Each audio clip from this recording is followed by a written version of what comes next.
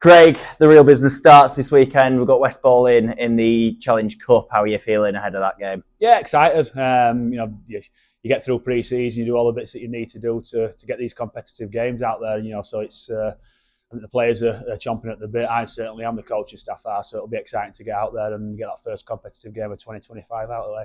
Doncaster away at the weekend, obviously came away with victory from that, but on the whole, as a performance, what kind of positives did you take out of that?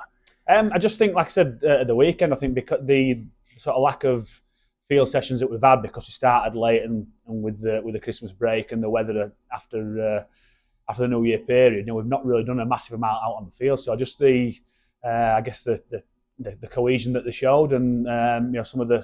I think the game management was a big thing for me. I think it's easy in them games to try and impress too much and panic a little bit and the game can get a bit scrappy. But I thought how they started the game, managed the game really well, knew what the jobs were, knew what they needed to do, and I think they managed the situation pretty well. So hopefully we can do that again this weekend.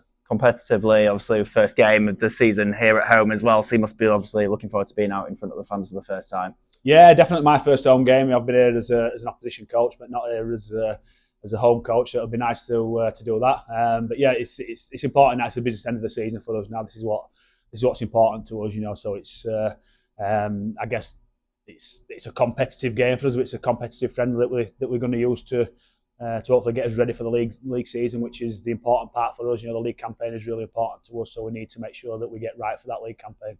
West Ball in a side, a few leagues below us, but how important are professional standards in a game like this when you come up against amateur opposition? Yeah, huge. And I think if you disrespect anybody in any sport, you're going to get your backside spanked at. So it's really important to us that we maintain our standards, the way that we maintain the standards against Doncaster at the weekend. So we've got to show West Ball as much respect as we would show anybody else. And I think I've been involved in Challenge Cup game as a player when we've got beaten by an amateur team. So it's not a nice feeling. It's not a nice thing to happen to you. So I think our players need to make sure that they show that respect to West Ball and coming here today because they're here on merit and they're a very good amateur team.